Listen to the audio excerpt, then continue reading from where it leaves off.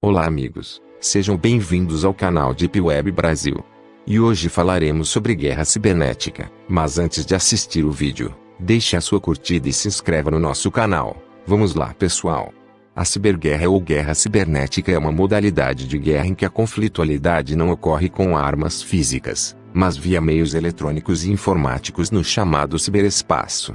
No seu uso mais comum e livre, o termo é usado para designar ataques, represálias ou intrusão ilícita em um computador ou rede. No entanto, uma genuína ciberguerra, situação que, em total rigor, até agora nunca ocorreu, implica, de um ponto de vista legal, o enquadramento da conflitualidade no âmbito do direito dos conflitos armados ou direito internacional humanitário. Tais situações poderão surgir ligadas a conflitos políticos, econômicos ou militares no mundo real, ou seja, ocorrer ao mesmo tempo de uma conflitualidade física, ou de forma totalmente autônoma. Por outro lado, estas ações poderão ter origem diretamente em estados, ou, então, ser protagonizadas por atores não estaduais atuando de forma autônoma. A possibilidade de ciberguerra resulta da existência de redes de computadores essenciais para o funcionamento de um país. Potenciais alvos são as infraestruturas críticas, nomeadamente as redes de energia elétrica, de gás e de água, os serviços de transportes, os serviços de saúde e financeiros. Pelas suas possíveis consequências econômicas e danos que podem provocar ao normal funcionamento de um país, os ciberataques são motivo de crescente preocupação a nível internacional. Existem exemplos concretos do que poderão ser essas situações. Os ciberataques sofridos pela Estônia em 2007 mostraram como uma economia e serviços públicos da era digital podem sofrer graves anomalias de funcionamento ou até ficarem temporariamente indisponíveis. Por sua vez, na Guerra na Ossétia do Sul em 2008, que opôs a Geórgia às forças separatistas ossetas apoiadas pela Rússia, paralelamente às ações militares no terreno, os sites governamentais da Geórgia e de várias empresas públicas e privadas foram também alvo de ciberataques, abrindo-se um novo campo de batalha no conflito. Em um outro plano, os danos sofridos pelo programa nuclear iraniano em tornados públicos em 2010, devido ao worm Stuxnet, evidenciaram as múltiplas potencialidades de uso de ciberarmas para os meios militares e de segurança. Naturalmente que as maiores e mais sofisticadas economias têm uma particular preocupação com este assunto, devido à crescente dependência da sua prosperidade face à tecnologia digital e às redes informáticas. Todavia, as ações para prevenir e punir ciberataques estão longe de obter consenso internacional. Isto ocorre não só pela complexidade técnica e jurídica das questões levantadas, como porque o uso de ciberarmas pode ser uma opção interessante, de guerra assimétrica, para vários países. A empresa de segurança norte-americana, McAfee, no seu relatório de 2010 intitulado Sob Fogo Cruzado, Infraestrutura Crítica na Era da Guerra Cibernética, fez uma avaliação global das ameaças que impendem sobre as infraestruturas críticas, redes elétricas, de gás e de água, telecomunicações, transportes, serviços financeiros e de saúde, etc. O relatório baseou-se nos resultados de um inquérito efetuado a 600 executivos de tecnologia da informação TI, responsáveis pela segurança em empresas de infraestruturas críticas de 7 setores e 14 países. Estes responderam anonimamente a uma série de perguntas detalhadas sobre suas experiências com ciberataques e práticas de segurança. As respostas evidenciaram que as redes e sistemas de controle de infraestruturas críticas estão constantemente sob o efeito de ciberataques. Frequentemente enfrentam também adversários de alto nível, existindo, em vários casos, suspeitas de envolvimento, não assumido, de países estrangeiros nos mesmos. O tipo de ciberataque também varia, desde o ataque de negação de serviço na sigla em língua inglesa, perpetrado em massa e concebido para derrubar sistemas de informação, até iniciativas subreptícias de penetração nas redes, com o objetivo de espionagem. Um outro tipo de ataque consiste na introdução de um software malicioso na infraestrutura crítica. O Stuxnet, considerado o mais poderoso vírus até agora criado, reflete essa possibilidade. Comprovou, num caso concreto, o programa nuclear iraniano como uma infraestrutura crítica de produção de energia pode ser alvo de um novo tipo de ato de ciberguerra, mostrando inovadoras possibilidades estratégicas para o atacante. É consensual, entre especialistas, o Stuxnet não poder ter sido produzido por um usuário doméstico, até porque eram necessárias informações privilegiadas sobre o funcionamento das instalações nucleares iranianas, o que escapa, certamente, às possibilidades de aqueles atuando isoladamente. O impacto dos ciberataques também é bastante variável, mas algumas das consequências relatadas mostraram impactos negativos significativos.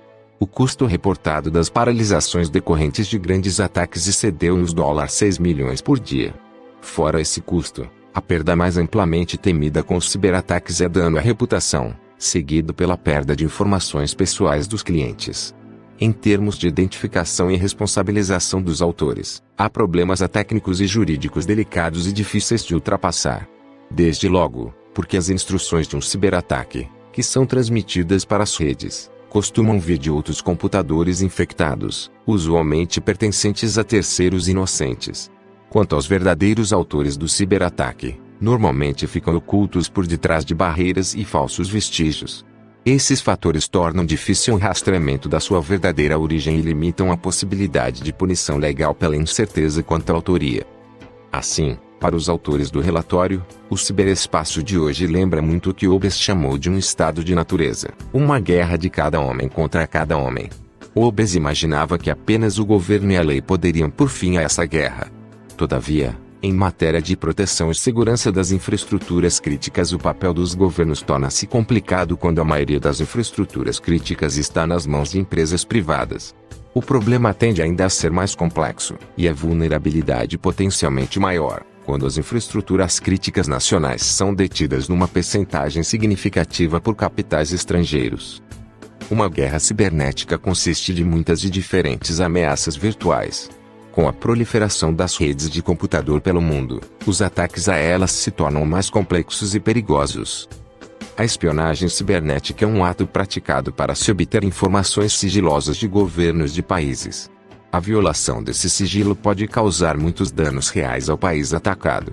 Em uma situação de guerra física, isso se torna ainda mais perigoso, com a possibilidade de obtenção de informações sobre as táticas do inimigo. Ocorreram ataques desse tipo. Os mais importantes até então foram contra os Estados Unidos. Eles receberam os codinomes de Moonlight Timase, em 1998, e Titan Rain, em 2003.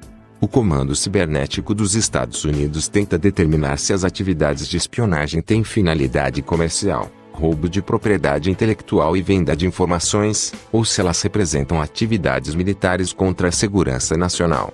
Os civis de um país também podem sofrer com espionagem, tendo informações importantes descobertas, tais como o número do cartão de crédito, contas em bancos, telefone, endereço, número de documentos, entre outras.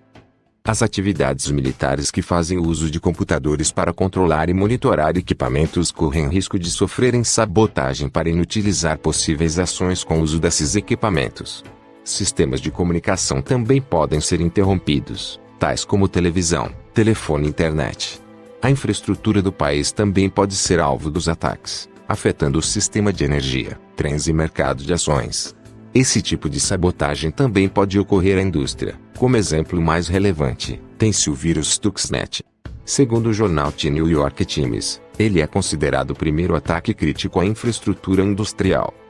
Há alguns anos atrás foram feitos ataques ao Brasil, de acordo com as revelações de Edward Snowden. Em janeiro de 2013 apenas, a NSA tinha recolhido 2,3 bilhões de dados de usuários brasileiros, tendo atividades de espionagem em setores fundamentais da economia do Brasil.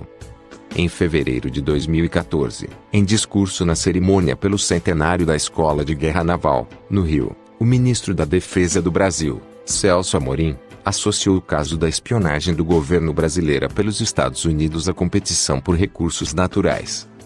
Só para se ter uma ideia, foram divulgados alguns dados importantes de autoridades brasileiras no site Wikileaks, que é alimentado por colaboradores e informantes, divulga pela internet documentos secretos obtidos por diferentes meios e que sejam considerados por seus administradores de interesse público.